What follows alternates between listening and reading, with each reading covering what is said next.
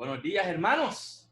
En este bello sábado de Pascua, último sábado de Pascua, séptimo sábado, 30 de mayo, día antes de Pentecostés, nos reunimos en este día para hablar de ese gran ignorado, muchas veces olvidado, cuando hablamos de Dios, del Espíritu Santo.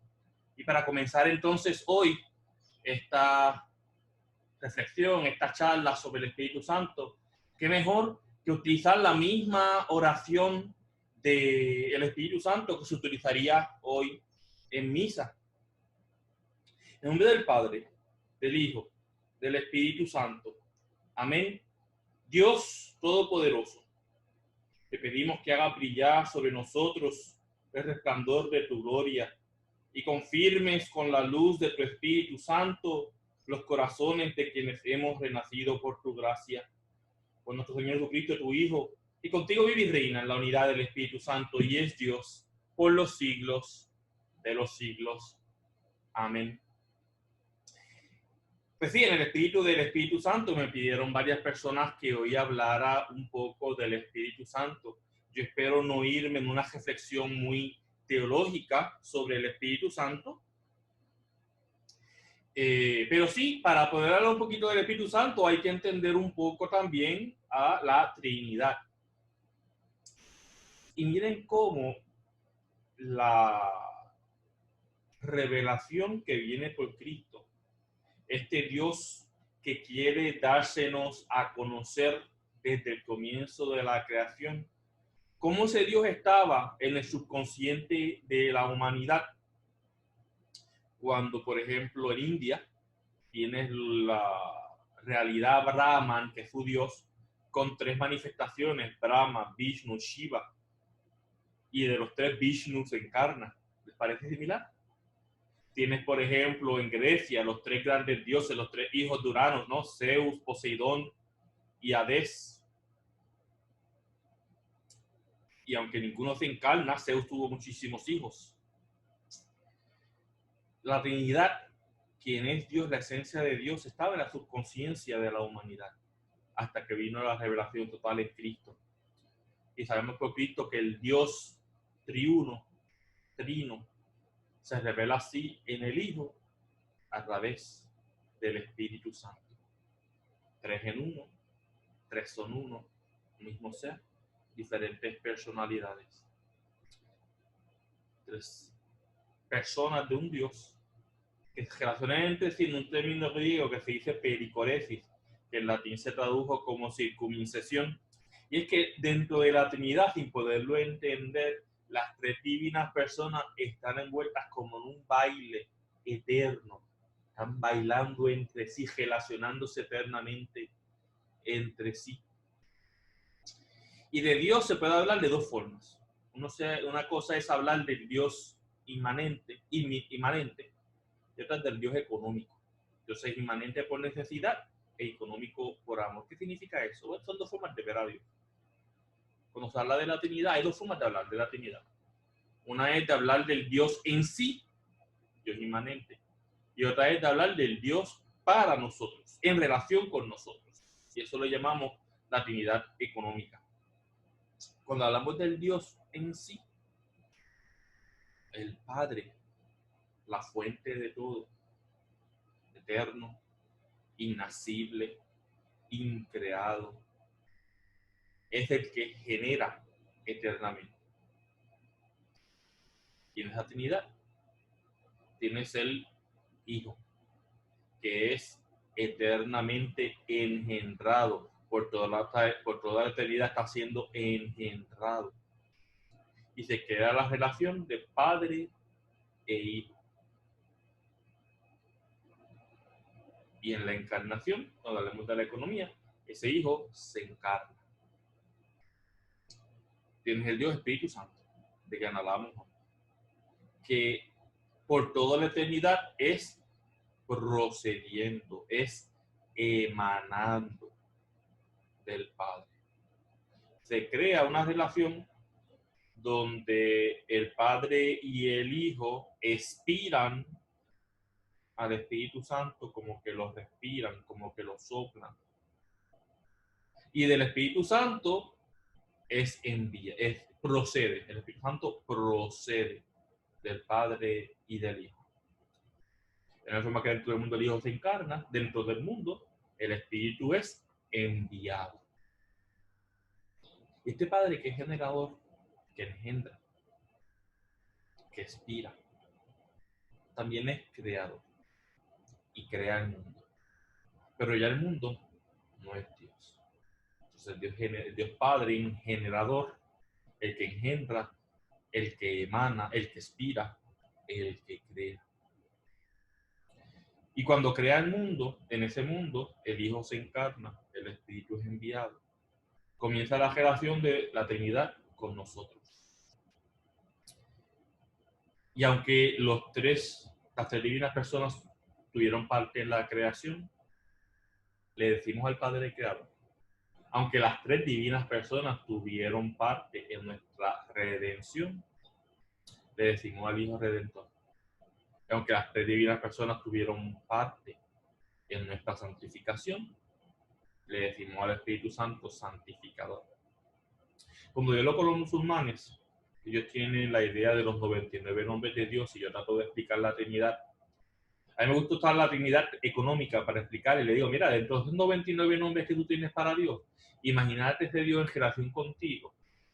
Y ese Padre es el Dios para nosotros, que nos creó todo el mundo.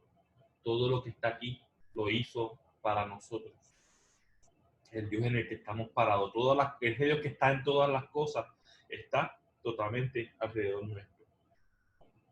Cuando pienso del Dios Hijo, es el Dios con nosotros. Jesús que se encarnó, que caminó con nosotros, que sintió lo que nosotros sentimos. Cuando pienso en el Espíritu Santo, el tema de hoy es un Dios en nosotros, que es nuestro corazón, que nos impulsa, que nos fortalece, que nos acompaña, que nos inspira. Pues eso es la Trinidad, que es el tema del domingo que viene, por eso tampoco estuvo de mal que hoy repasar un poco. Cuando hablamos de la Trinidad, hay tres ideas que describen a Dios. Un Dios que es uno, un Dios que es tres divinas personas, y un Dios donde las tres divinas personas son totalmente iguales. Cuando explicamos la Trinidad tenemos que tener cuidado que es difícil explicar la Trinidad sin caer en herejías. Simplemente tenemos que saber que cualquier explicación que se dé de la Trinidad es para ayudarnos a entenderlo, pero no, la Trinidad no se reduce a ello, porque nos supera. Contra la idea del Dios que es uno, cuando empezamos a hablar del Hijo, del Espíritu Santo y hasta de María, ya les diré por qué, comienza la herejía del triteísmo. Pues ya entonces los cristianos no somos monoteístas, somos triteístas, creemos en tres dioses. Y eso fue una herejía. Contra la idea de un Dios que son tres personas diferentes en un Dios, viene la herejía que por nombre se llama modalismo, que es que Dios se pone diferentes sombreros. El Padre, el Hijo y el Espíritu Santo son tres manifestaciones, tres funciones, tres trabajos de Dios. Que no es así. Cuando pensamos en las tres personas que son iguales, ahí viene la herejía del subordinalismo, donde, porque el Padre genera y el Espíritu Santo y el Hijo son generados, uno está engendrado y el otro es enviado, el otro procede. Pensar que el Hijo y el Espíritu Santo son menores que el Padre.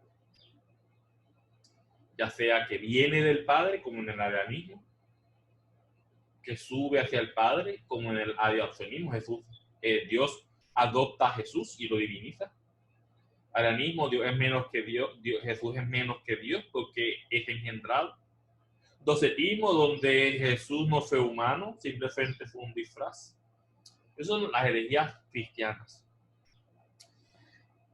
Cuando hablamos de explicar la Trinidad, normalmente usamos creador, redentor, santificador, pero recordando que las tres personas hicieron las tres funciones. No es que Dios se pone un sombrero para hacer cada una de esas. Eso sería modalismo. No son tres dioses diferentes. Eso sería triteísmo. Y los tres son iguales. Padre, Hijo, Espíritu Santo, eternamente iguales. Conocidas son las herejías cristianas. No tan conocidas son las herejías del Espíritu Santo. Hay una herejía del Espíritu Santo. Neuma es espíritu. Los neumatómatos. Macedonianismo. Donde dicen que porque el Espíritu Santo, creen ellos, es creado por el Hijo, es enviado por el Hijo, es menor que el Padre y que el Hijo. O sea, que hay una jerarquía donde el Padre es mayor, el Hijo es menor y el Espíritu Santo es el menor de los tres. Esto fue condenado en el concilio de Constantinopla, primer concilio. Esta herejía que es el melquisedequianismo. ¿Qué es eso? ¿Se acuerdan de Melquisedec? Ese sacerdote eterno del Antiguo Testamento. Pues empezó a abrirse algunos sectores de herejías cristianas, especialmente, que veían que Melquisedec supuestamente era la encarnación del Logos, y ese Logos era el Espíritu Santo. Bueno, muy complicado. Pero una herejía del Espíritu Santo muy interesante es la herejía del coliriodanismo. Y en esta herejía es que en la Trinidad no había Espíritu Santo. La Trinidad era Padre, Hijo y María. Padre y María que engendran al Hijo. En el coliriodanismo se diviniza a María. Y lo interesante de este caso es que esa herejía estaba muy diseminada en Arabia. Y cuando Mahoma escribe el Corán, cuando Mahoma describe la Trinidad en el Corán, los musulmanes creen que nosotros los cristianos adoramos a un Dios trino que es Padre, Madre e Hijo. Cuando ellos atacan la doctrina de la Trinidad, los musulmanes siguen la herejía coliridana que dice que la tercera divina persona era María. Entonces el Espíritu Santo no aparece por ningún lado. Ellos tienen una creencia del Espíritu Santo, no tiene nada que ver con la nuestra. Pero yo encuentro muy interesante esa herejía de la Trinidad, donde divinizan a María. Obviamente, María no es Dios, obviamente no adoramos a María. Pero quedémonos entonces en el tema de hoy, el Espíritu Santo. El Espíritu Santo, que con el Hijo, podemos decir, tiene algunas bases bíblicas. La Trinidad tiene algunas bases bíblicas. Este Dios que en el Antiguo Testamento aprendemos es uno, es personal. En el momento de la creación, usa el plural en primera persona. Hagamos. Cuando van de camino a destruir Sodoma y Gomorra, Abraham tiene 3 visitantes. En Isaías, tiene un Isaías que dice santo, santo, santo, 3 veces santo. Tienes la bendición de Aarón, que la usamos a veces en misa, que tiene 3 pasos. Que el Señor los bendiga y los proteja, que haga brillar su rostro sobre ustedes y los doy su misericordia, vuelva su mirada hacia ustedes y les conceda la paz. 3 bendiciones.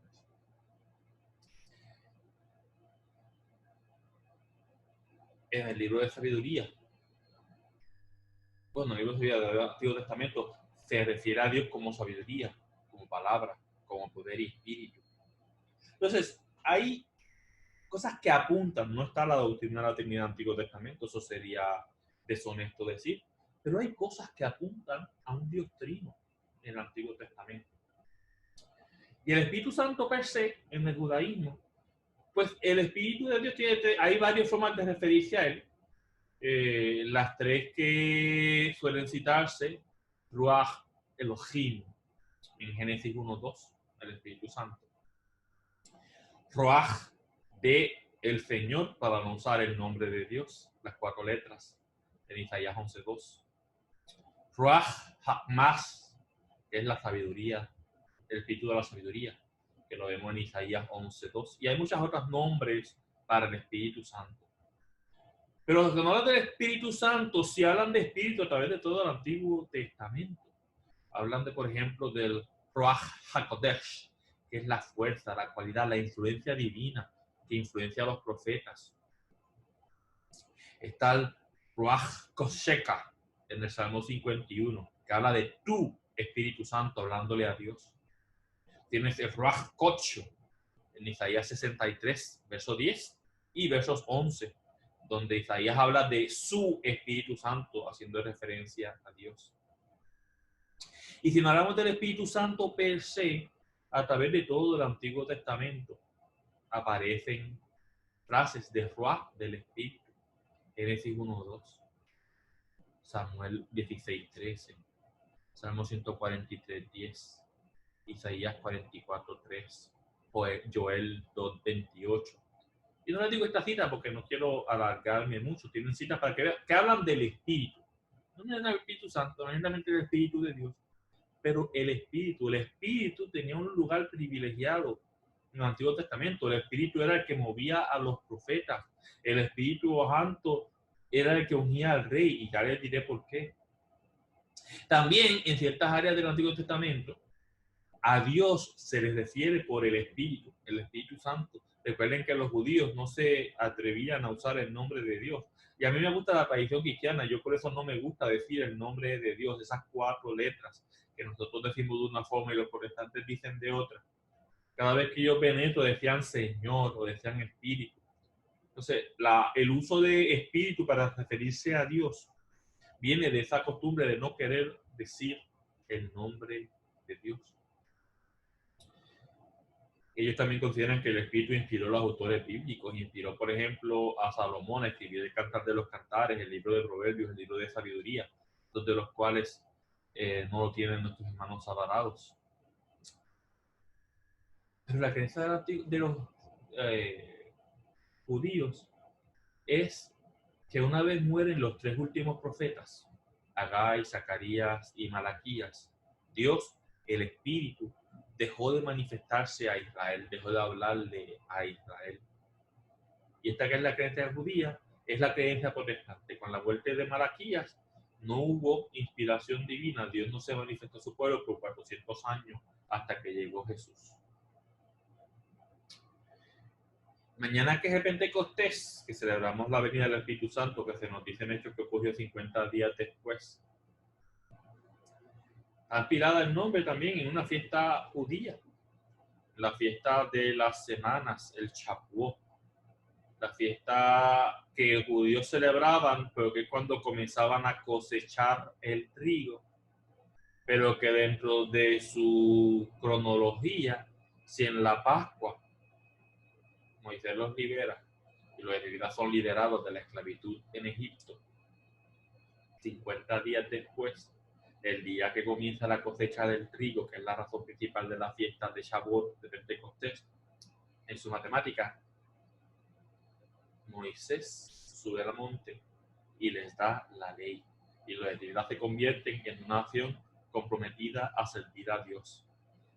Es decir, que en la fiesta de Pentecostés judía, Moisés le da la ley. El Espíritu Santo le habla a Moisés y le da la ley. O el Padre, o el Verbo. En fin, nosotros celebramos la fiesta de Pentecostés en herencia de la tradición judía de su fiesta de Pentecostés, pero tenemos nuestro propio significado, que es la venida del Espíritu Santo. La ley va a Israel, el Espíritu viene al cristianismo, se crea la iglesia. Un paréntesis sobre el Antiguo Testamento y el Espíritu Santo es que si tú miras los libros de Proverbios, de Eclesiástico, de Sabiduría,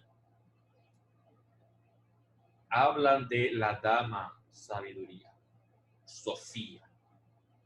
En estos círculos se trataba entonces el Espíritu Santo como la femeninidad de la Trinidad, porque Sofía era mujer. Y aunque es verdad que algunas de las características que se le atribuían a Sofía son del Hijo, muchas de las características que se le atribuían a Sofía, a la dama sabiduría, son del Espíritu Santo.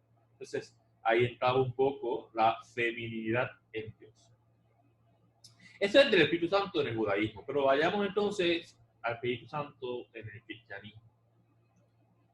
Espíritu Santo en español viene del latín Spiritus Sanctus, en el griego es pneumatohagion, las raíces lenguas hermanas aunque tenía influencia de espíritu, del latín, en el alemán, en las lenguas germanas, ese espíritu se traducía como Geist. Entonces, por ejemplo, en inglés le dicen Santo Espíritu o Fantasma Santo. Yo con los nenes, cuando le hablo del Espíritu Santo, les digo Chuito, Papito Dios y Gasparín. Pero si no sabes inglés, para hablar de Gasper, no lo van a entender, ¿no? Pero es que en inglés se dice Espíritu Santo o Fantasma Santo. Y eso es porque espíritu traducido a las lenguas germanas antiguas se traducía como Geist. Aunque nuestra cultura fantasma tiene esa idea de muertos, no así, no es la historia de la palabra. ¿Y dónde viene el Espíritu Santo? Bueno, primero, la idea del Espíritu Santo en el cristianismo, en la gran encomienda, al final de Mateo. Vayan y bauticen en el nombre del Padre, del Hijo y del Espíritu Santo. Empezamos ahí a ver la idea de la Trinidad, aunque la Trinidad no aparezca, la palabra Trinidad no aparezca, la palabra Trinidad no se utilizó hasta varios siglos después por Tertuliano, que fue quien primero la autorizó. Pero quedando en el Nuevo Testamento, la palabra espíritu aparece en el Nuevo Testamento unas 385 veces, según la cuenta. Yo no los conté, eso es lo que vi.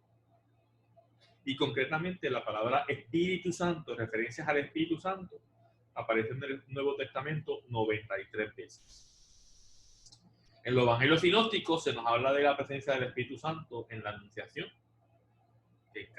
donde se encarna el Hijo, en el bautismo de Jesús, donde baja como la paloma, en la profecía de Juan Bautista, que decía que vendrá alguien que los bautizará con el Espíritu, en las tentaciones, donde se nos dice que Jesús es movido por el Espíritu al desierto a ser tentado.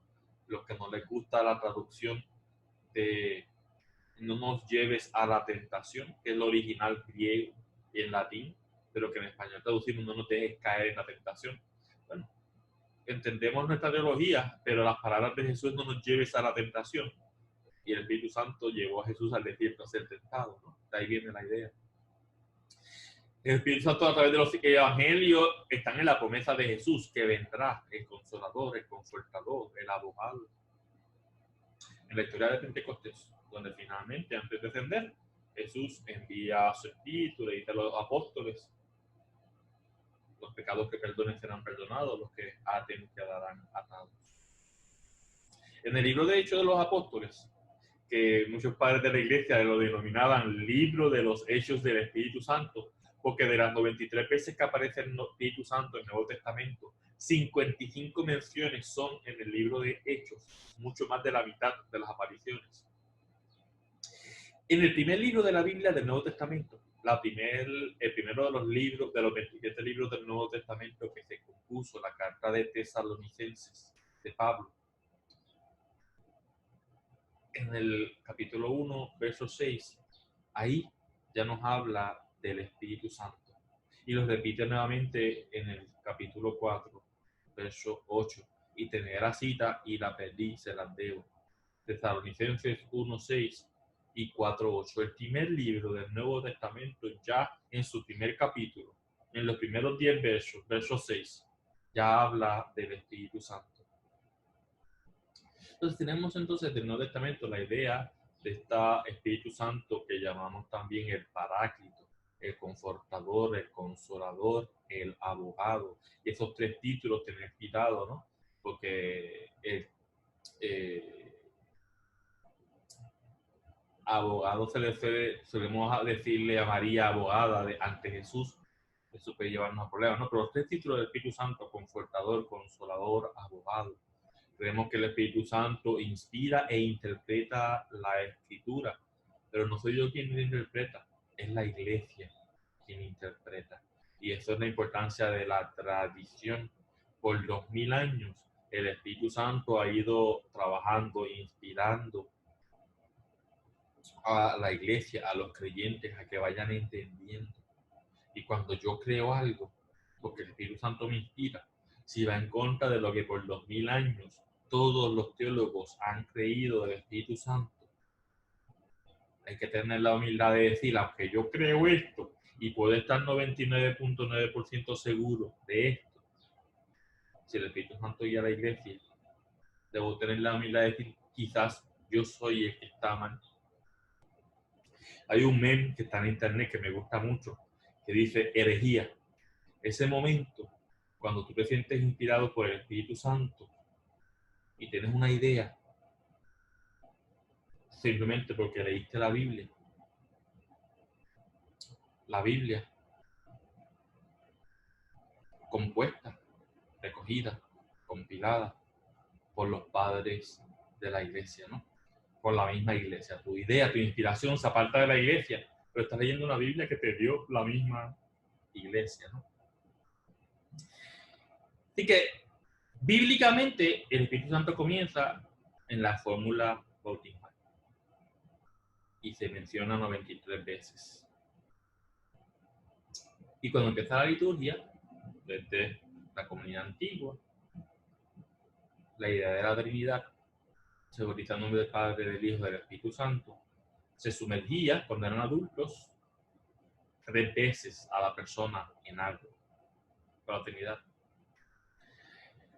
Hay que decir que según la teología católica fue desarrollándose la teología cristiana, los padres apostólicos, ya tenemos los apóstoles, con la muerte de Juan, están los padres apostólicos, los que se llaman discípulos de los apóstoles, ¿no?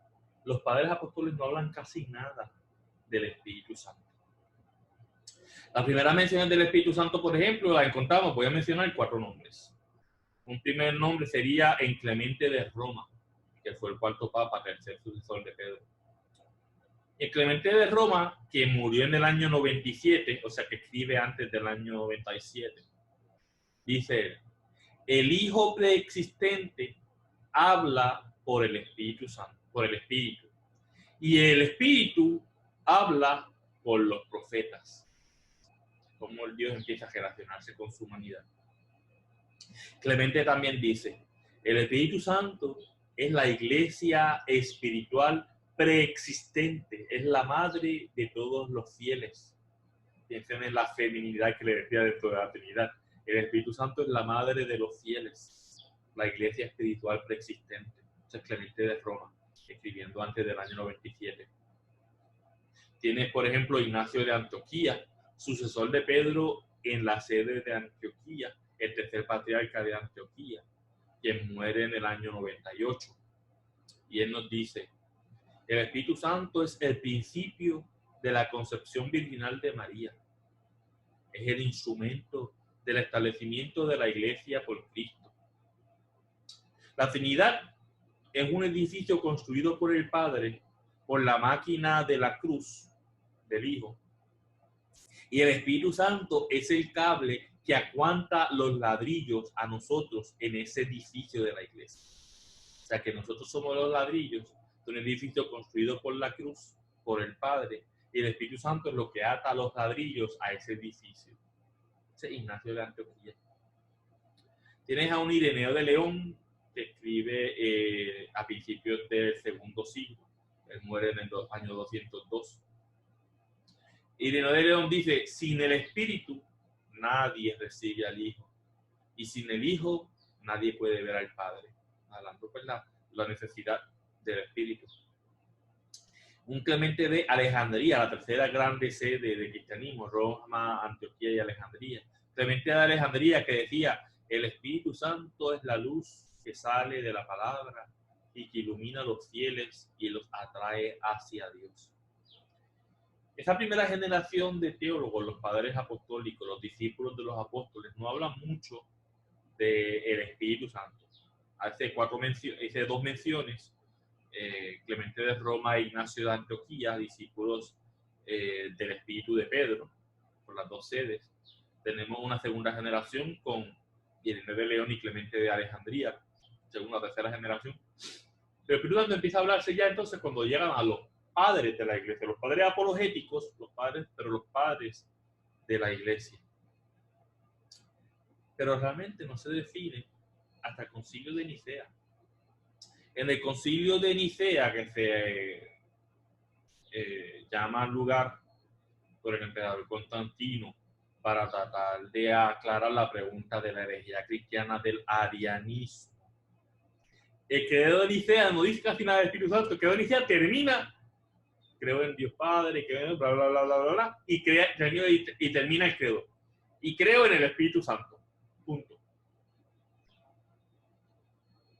Y aunque estaba tomando lugar la herejía de Ariano, en Nicea se declara al Hijo igual que el Padre, consustancial con Padre. Entonces empieza la herejía colibillana que les he dicho, donde el Espíritu Santo era menor, los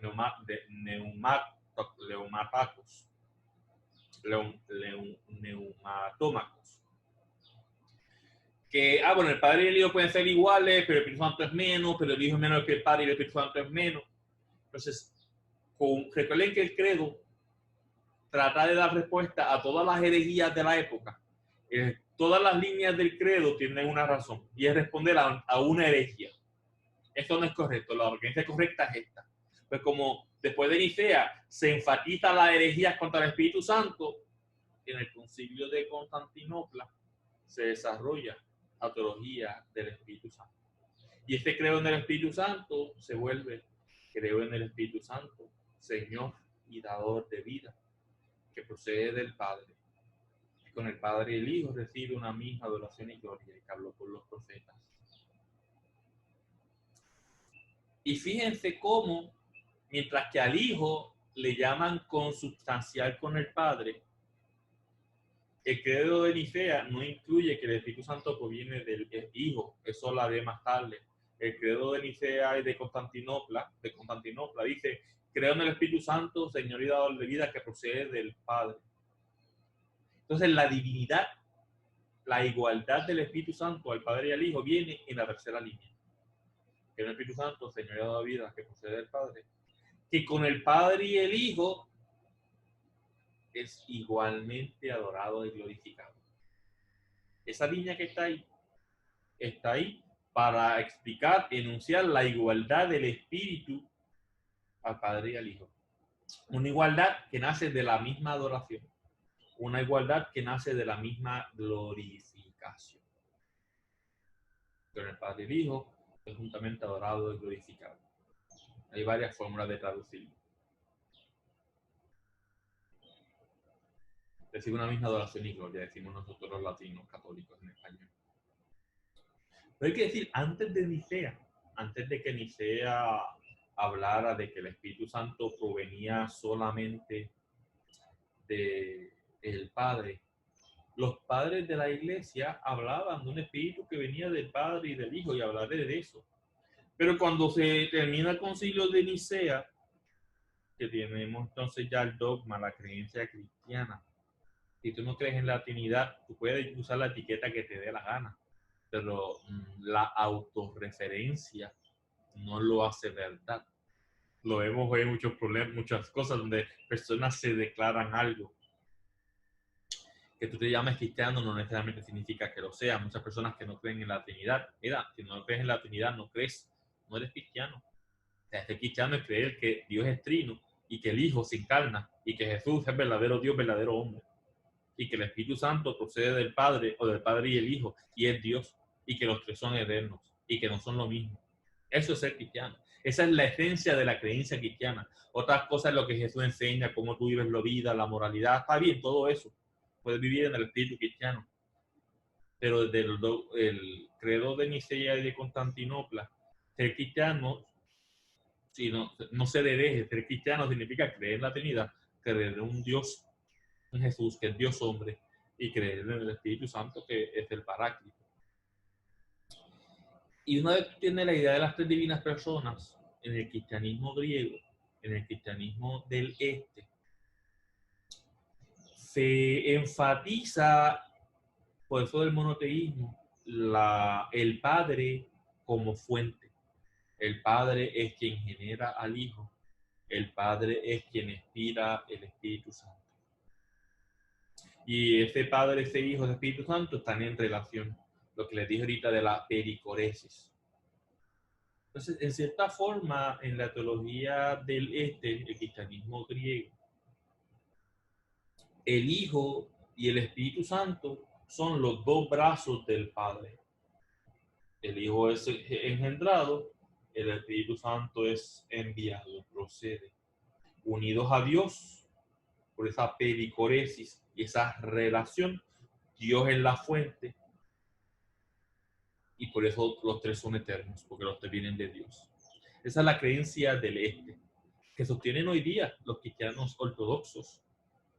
Dios es uno, pero como el Padre es la raíz, genera al Hijo, expira al Espíritu. Y esos tres están en relación con la pericoresis, pero unidos en la eternidad del Padre. En el oeste, la idea de la igualdad de la Trinidad nace de la idea de compartir la misma esencia.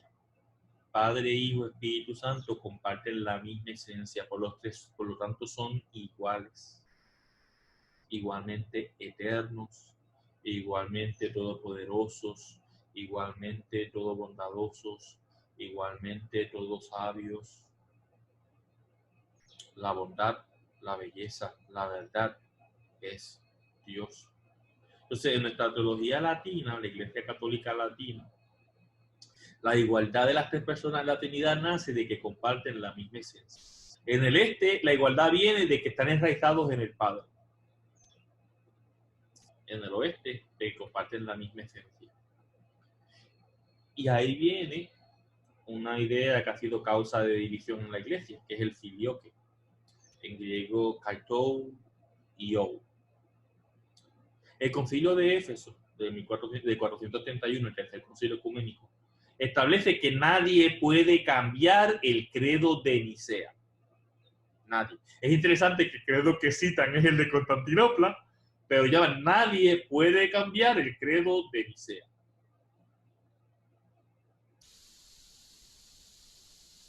Pero nosotros los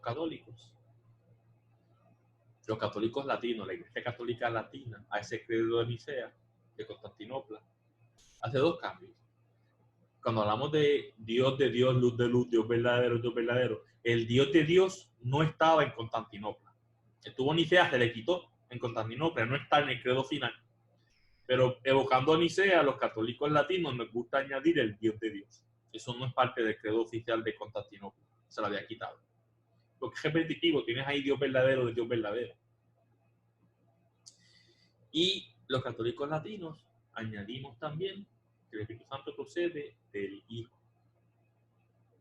Antes de Nicea, antes de Constantinopla, padres de la Iglesia ya hablaban de que el Espíritu Santo provenía del Padre y del Hijo, o que provenía del Padre por el Hijo, a través del Hijo. Tienes ahí a Tertuliano, a Jerónimo, a Ambrosio, a Agustín, que no eran personas de poco peso, que son, tres de ellos son reconocidos como santos en el este, los padres latinos, Jerónimo, Agustín y Ambrosio.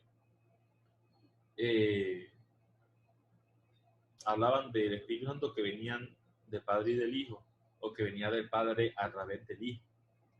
O sea que, aunque el credo de Nicea define que viene solamente del Padre y tiene una razón de ser, la Iglesia ya enseñaba que venía del Padre y del Hijo. Tienes, por ejemplo, voy a mencionar a dos de los padres, Hilario de Poitiers, que decía que el Espíritu Santo viene del Padre y es enviado por el Hijo. Entonces, él es el que acuña la frase, procede del Padre por el Hijo. San Ambrosio es el primero que dice que procede del Padre y del Hijo en escritos oficiales, ¿no? Procede del Padre y del Hijo.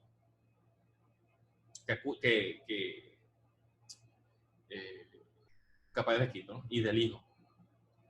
Y esta creencia de que los latinos creíamos que el Espíritu Santo proveía del Padre y del Hijo, se sabía en el este cuando se crea el credo, y aún después de Nicea, los ortodoxos veneran a San Agustín, a San Ambrosio, a San Jerónimo como santos. No son herejes, no los consideran herejes. Y ellos saben muy bien que ellos tres enseñaron un Espíritu Santo que provenía del Hijo. O sea que, aunque el credo de Nicea dice que el Espíritu Santo procede solamente del Padre, o procede del Padre, el este sabía lo que creíamos en el oeste. y no nos consideraban herejes. Eso de considerar la idea y del hijo como herejía viene más tarde. Y es más, hay un padre de la iglesia, uno de los últimos padres de la iglesia en Oriente, San Máximo el Confesor, le decía a sus hermanos ortodoxos, a sus hermanos griegos, bizantinos, que no puedes declarar hereje a los latinos, porque entre los padres quienes ellos citan para hablar de que el Espíritu Santo procede del Padre y del Hijo, está San Cirilo de Alejandría, que es un padre de la iglesia en el este. O sea que la idea de que procede del Padre y del Hijo no solamente es oriental, occidental, latina, también en el griego, Cirilo de Alejandría habla del Espíritu Santo procedente del Padre y del Hijo, esa idea del filioque. Él decía que aunque el Padre es la causa, el Hijo envía. O sea, que el Padre por el Hijo. Pero hay que decir que cuando los padres de la iglesia, Jerónimo, Agustín, Ambrosio y el mismo Tertuliano, que terminó siendo hereje, hablaban del Espíritu Santo o hablaban de que el Espíritu Santo procedía del Padre y del Hijo o procedía del Padre a través del Hijo, no estaban haciendo una teología del Espíritu Santo, estaban hablando de la igualdad de las tres divinas personas. Y por eso usaban esas expresiones. Igual que en el credo decimos que recibimos la misma adoración y gloria, ¿no? Estaban hablando de la igualdad, no era una teología del Espíritu Santo. Cuando se dice que procede del Padre, es porque el Padre es la fuente. Recuerden cómo los ortodoxos entienden la Trinidad. El Padre es la fuente, lo del Espíritu Santo procede del Padre. Y viene aquí el gran conflicto entre griegos y latinos, sale de diferencias de idioma. En el griego, el verbo que aparece en el credo, el poreúmeno, significa en español emanar. El Espíritu Santo emana del Padre, la fuente es el Padre. En griego hay un verbo, proyenai, que significa proceder, pero no es lo que aparece en el latín. Cuando se traduce el credo del griego, que fue escrito en griego al latín, se escribe qui procedita, que procede. Tú puedes proceder inmediato de la fuente original o puedes proceder de una fuente intermedia. Yo voy a ir a Roma vía Nueva York. Yo a Roma procedí desde Nueva York, aunque mi fuente original fuese Puerto Rico. Entonces, en latín, la frase proceder permite una fuente intermedia, mientras que el verbo griego emanar no permite fuentes intermedias.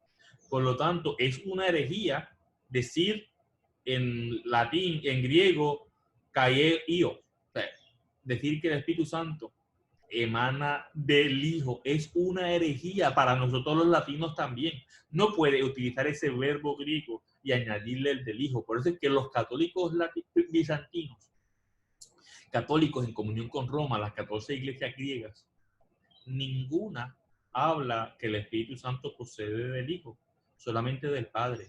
Porque el griego original del credo no permite que se añade ahí el por el Hijo. El latín, el proceder, permite hablar del Hijo. Y los latinos tenemos entonces el filioque, los ortodoxos no lo tienen.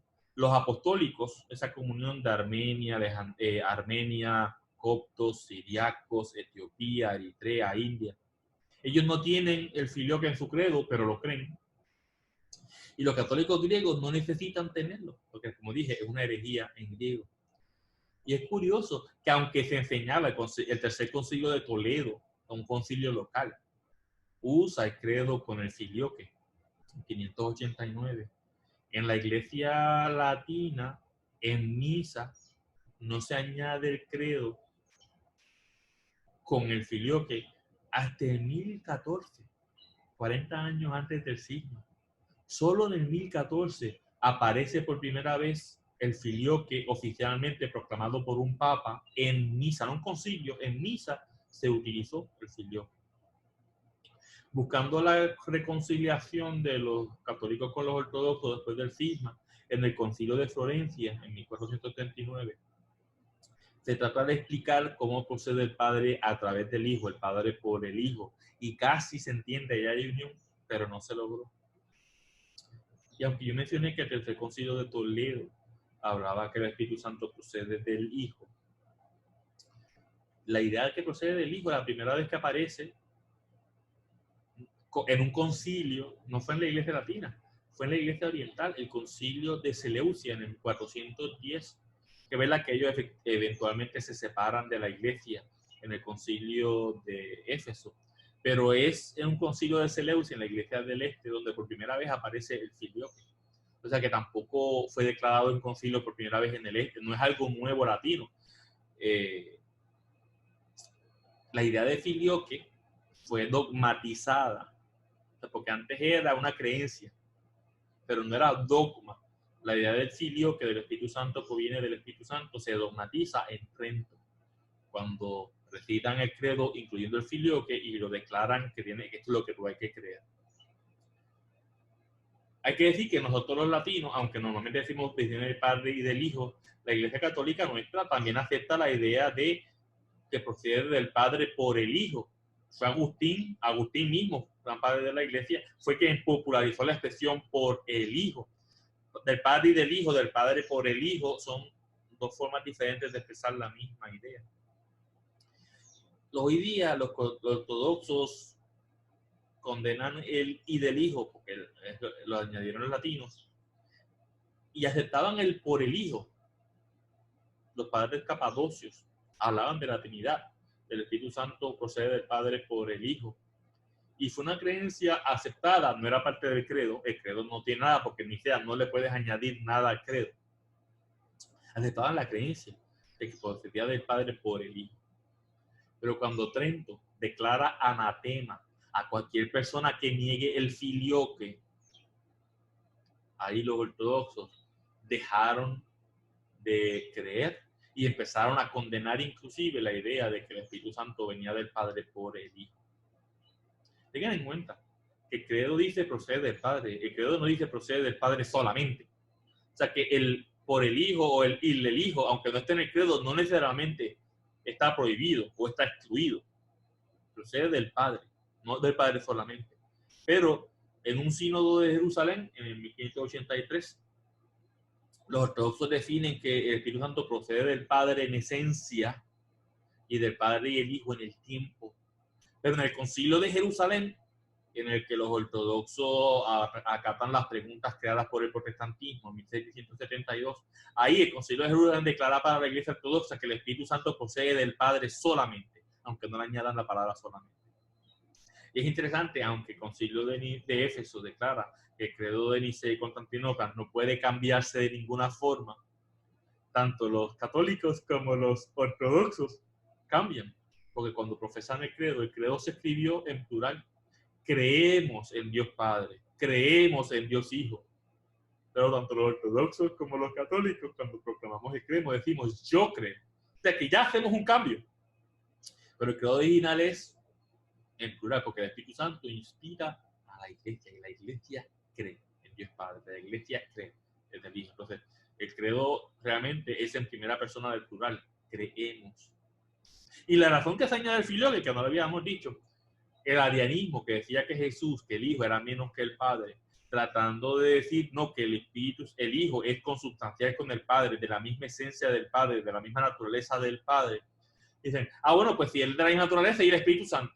Tratando de pelear contra el arianismo, es que se dice, no, como el Padre y el Hijo son de la misma esencia, el Espíritu Santo también procede del Hijo. De medio intermedia, el Espíritu Santo, Jesús lo envía, pero todo viene, la idea de que el Espíritu Santo proviene del Espíritu del Hijo también, de combatir la herejía ariana, que es una herejía cristiana. El filioque trata de fortalecer la creencia de que Jesús y el Padre son iguales en esencia. Todo lo que se convierte en herejía de Cristo, de la segunda persona, afecta las explicaciones a cómo se entiende luego las herejías del Espíritu Santo, ¿no? El Espíritu Santo no es un sombrero que se pone Dios para santificar. El Espíritu Santo no es un Dios diferente, triteísmo.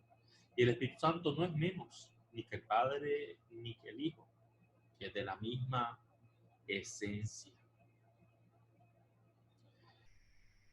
Entonces, cuando hablamos de la Trinidad, La Trinidad es una misma sustancia, en griego usía, con tres diferentes personas, en griego hipóstasis, en latín prosopon.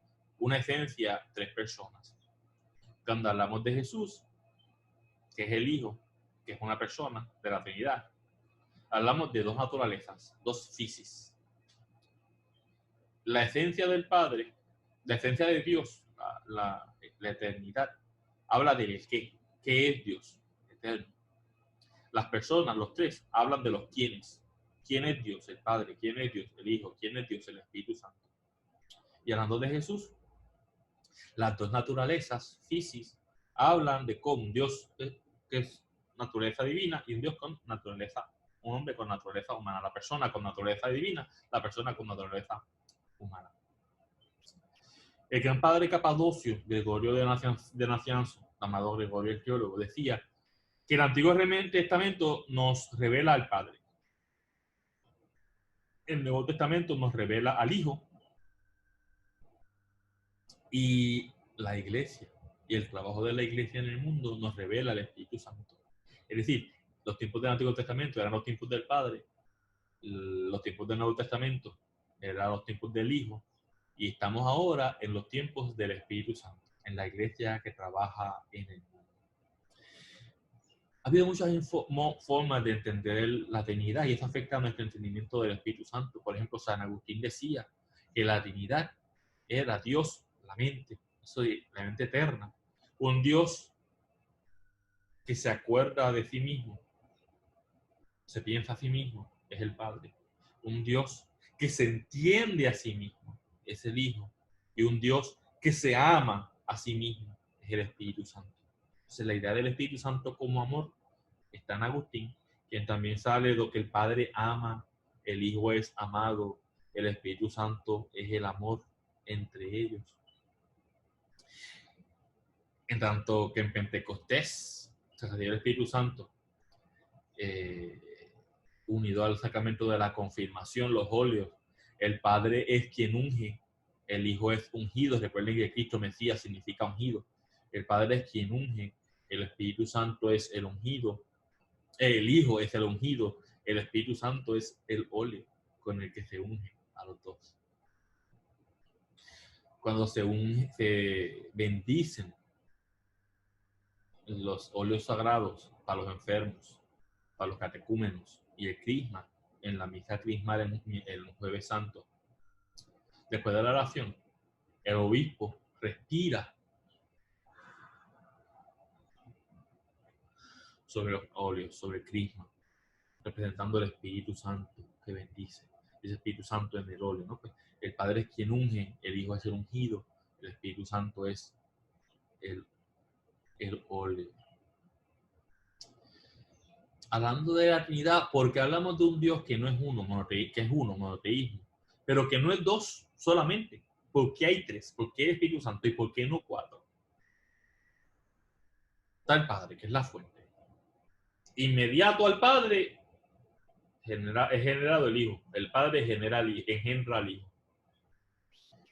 Desde nuestra teología latina, el Espíritu Santo es generado, expirado directamente por el Padre, inmediatamente por el Padre, y mediado es enviado por el Hijo. Una causa inmediata, una causa mediada. La cosa que no poder hacer es que hay una mediación entre el Padre y el Espíritu. Pero entonces esta cuarta cosa no tendría unión con el Padre, porque tiene dos mediados, dos medios. Y ahí por eso es que no puede haber una cuarta divina persona. La fuente, que es el Padre, que inmediatamente genera al Hijo, y que inmediatamente por el Padre, o mediado por el Hijo, pero con unión con el Padre, el Espíritu Santo. Y ahí sale que no puede haber una cuarta divina persona. Yo creo que eso es teología, pero para que lo entiendan, ¿no? Estoy terminando con el tiempo, no quiero hablar mucho más. Documentos que pueden leer, si quieren leer un poquito de Espíritu Santo, teología, un poquito de documentos un poco pesados, pero no necesariamente. Dos documentos en los últimos 200 años sobre los últimos 100 años sobre el Espíritu Santo. Uno del Papa León XIII, que se llama Divinum Illud Munus, traducido al español sobre el Espíritu Santo. y un documento del Papa San Pablo II, que escribió en 1986, Dominum et Vivificantem, Señor y dador de vida. Un lenguaje un poco más común, más de la calle, en nuestro catecismo de la Iglesia Católica, número 683 a número 747. Ahí puedes leer más sobre el Espíritu Santo, lo que creemos, ¿no?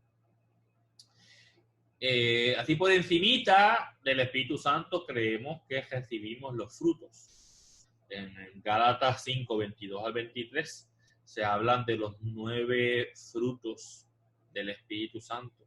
El amor, que son, estos frutos son las disponibilidades permanentes que nos enraizan como cristianos por la acción del Espíritu Santo en la obra de Dios. El amor, la habilidad, el poder, la determinación de amar a la gente que no queremos. El gozo, la alegría permanente de los que creemos en Cristo. La paz, ese bienestar total, que implica tranquilidad serena del espíritu. La paciencia, no hay un espíritu de rencor, un equilibrio de todos los temperamentos. La benignidad, ser amable con el otro. La bondad, carácter generoso, mostrar nuestro amor cristiano con hechos a los demás y a nuestro prójimo. Séptimo es la fe, esa fe que nos permite ser creyentes en el Espíritu de Dios, la fe en la cual hay preguntas, pero no hay duda. Sabemos que la iglesia está inspirada por el Espíritu Santo y así sabemos que nos vamos a salvar, nos abrimos a los ministerios de Dios. La mansedumbre, fruto que se manifiesta cuando estamos totalmente rendidos a Dios. Y la templanza, ¿no? La virtud cristiana, vivir una vida equilibrada, nuestra conducta equilibrada, ¿no? Pues habla de los frutos del Espíritu Santo. Pero no hay que confundirlo con los carismas del Espíritu Santo, los regalos del Espíritu Santo, los dones del Espíritu Santo. Y aquí no hay una lista, porque aparece en un montón de sitios. Tienes Romanos 12, 6 al 8. Primera de Corintios 12, 8 al 10. Primera de Corintios 12, 28 al 30. Efesios 4, 11. Primera de Pedro 4, 11. Y en esa lista de todos los carismas, los regalos del Espíritu Santo, tenemos la sabiduría para hablar, el don de exhortar, la ciencia para enseñar, la crecida fe, el don de curar, el don de hacer milagros, el don de profecía, el don de discernimiento para juzgar el valor de los dones, el don de lenguas, el don de interpretarlas, el don del ministerio, el don de compartir los bienes y servir, el don de presidir, el don de practicar la misericordia, el don de ser apóstol, de ser profeta, de ser predicador del evangelio, de ser pastor, de ser maestro, de ser milagrero, de ser sanador, de ser ayudante, de ser administrador, de hablar en lenguas, de hablar y de servir. Que si tú miras estas 5 citas del Nuevo Testamento, hay una lista diferente sobre los dones. Entonces, que dependiendo de quién tú le preguntes, te van a hablar de diferentes carismas del Espíritu Santo. Y es porque tenemos 5 listas diferentes de dones. Lo que no hay 5 listas son los 7, lo que se llaman los 7 dones, concretamente, del Espíritu Santo, que curiosamente no vienen del Nuevo Testamento.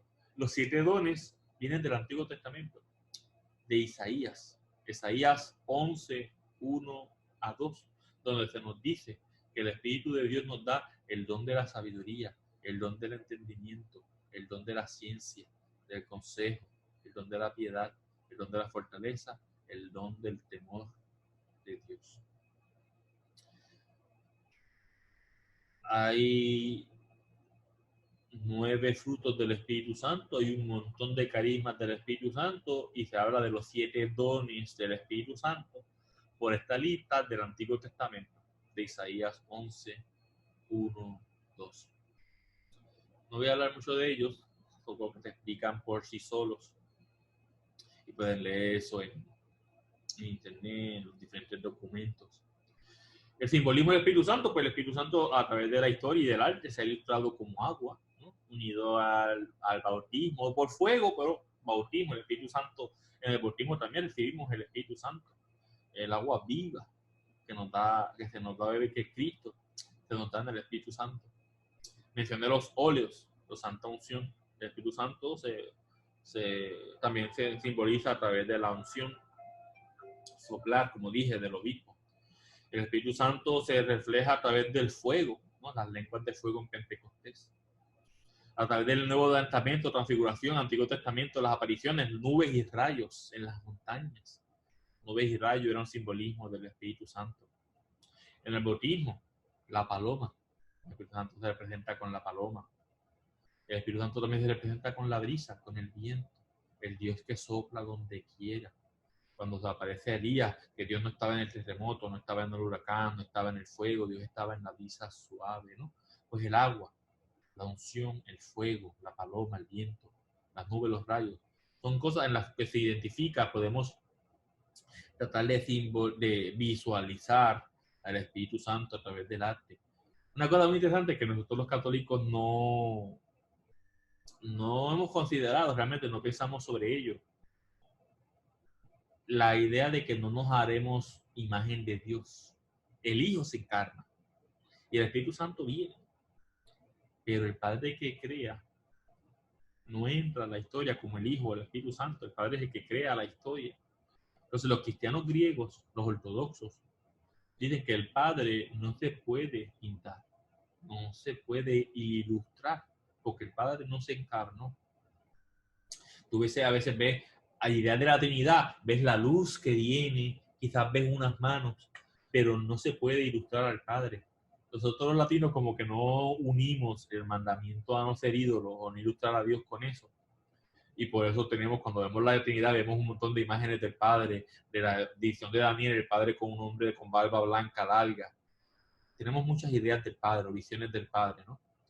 Pero pues que simplemente que sepan que en el mundo griego, como el Padre no se encarna y el Padre no es expirado, no entra al mundo, supone, según ellos, que el Padre no se ilustre, que el Padre no aparezca explícitamente, sí como manos, sí como luz, pero no ver al Padre. Te vino con dos cosas, uno sobre la Trinidad y luego un poema. En el credo de Atanasio, atribuido a él, porque no lo escribió él, que data del siglo IV, mediados del siglo IV, explica un poco este misterio de la Trinidad, y lo voy a leer.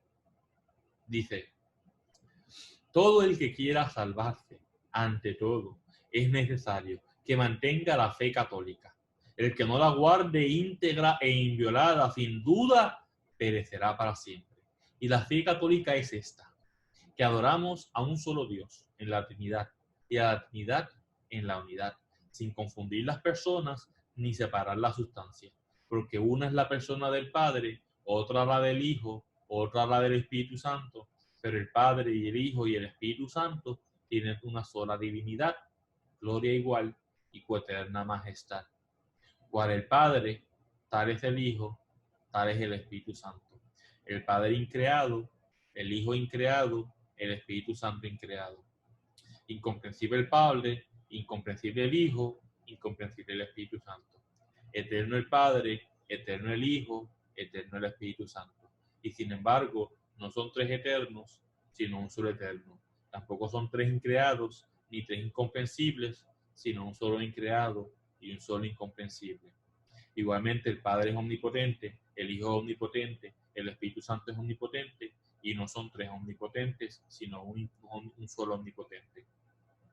El Padre es Dios, el Hijo es Dios, el Espíritu Santo es Dios, pero no son tres dioses, sino un solo Dios.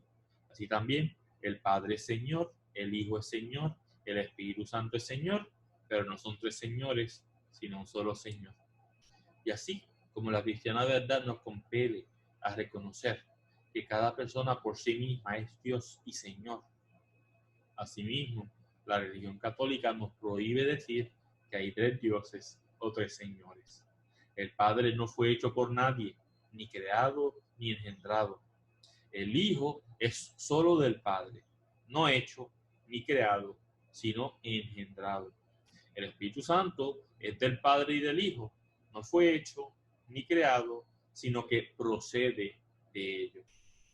Por lo tanto, hay un solo Padre, no tres padres, un solo Hijo, no tres hijos, un Espíritu Santo, no tres Espíritus Santos.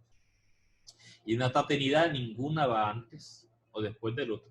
Ninguno es mayor o menor que el otro, sino que las tres personas son entre sí coeternas e iguales. De modo que, como se dijo antes, se debe adorar a la unidad en Trinidad y la Trinidad en unidad. El que quiera pues salvarse debe pensar así sobre la Trinidad. Trata de cubrir todas las bases este credo de Atanasio. Un poquito complicado, pero la idea es, cuando estemos explicando la Trinidad, estar pendiente de no caer en las herejías, de dar la impresión de que son tres dioses, de dar la impresión de que son tres sombreros de tres funciones de un único Dios, o dar la impresión de que no son iguales, ¿no? O dar la impresión de que son tres partes de un Dios, también es una herejía. Con esto espero que esta reflexión un poco del Espíritu Santo, un poco de la historia, de dónde viene la idea del Espíritu Santo, les ayude a entender este gran ignorado muchas veces. Y termino, mañana en la misa de Pentecostés, escucharán una de las 4 secuencias que se cantan en misa. Ven, Espíritu Santo. Pero hay un himno diferente a la secuencia que también se suele cantar en Pentecostés. No tenemos coro mañana, no sé si yo pueda proclamarlo. Deja ver si encuentro una versión bonita en internet para poderla tocar. Pero terminamos la oración de hoy con este bello himno de el medievo alto, primeros siglos de la iglesia. Ven, Espíritu Creador, visita las almas de tus fieles, llena con tu divina gracia los corazones que creaste. Tú, a quien llamamos Paráclito, don del Dios Altísimo, fuente viva, fuego, caridad y espiritual unción.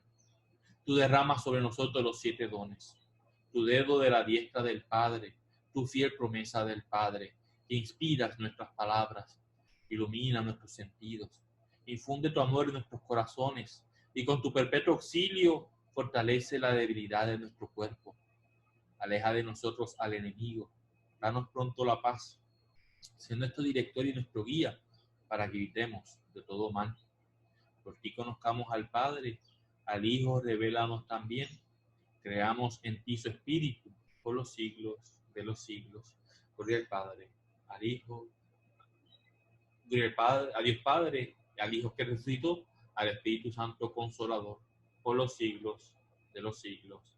Amén. Espero que esta serie de charlas sobre la liturgia y la misa, sobre la iglesia, espiritualidad ignaciana, sobre María y hoy sobre el Espíritu Santo, les ayude a profundizar un poco en su fe. Yo sé que algunas fueron muy largas, otras no tanto. La idea era pues, que en este tiempo de cuarentena tuvieran videos para poder escucharlo, estudiarlo, aprender, profundizar un poco en su fe. Como saben, mañana es mi último día como vicario de la parroquia San Ignacio, o sea que esta es mi última charla oficial como vicario. Puede que en estos días de pandemia, para ayudar a Padre Larry, pueda que haga 1 o 2 charlas más, empiezan algunos temas, pero oficialmente esta es mi última charla. Espero que les hayan ayudado. Si las encontraron muy fuertes teológicamente o demasiado complejas, déjenme saber para poder simplificar un poco el lenguaje. La intención era nuevamente que profundizaran su fe. Gracias, tengan un bonito fin de semana y mañana celebren con gozo y alegría la venida del Espíritu Santo. Hace 2000 años, ahora y por toda la eternidad. Gracias y que Dios les bendiga.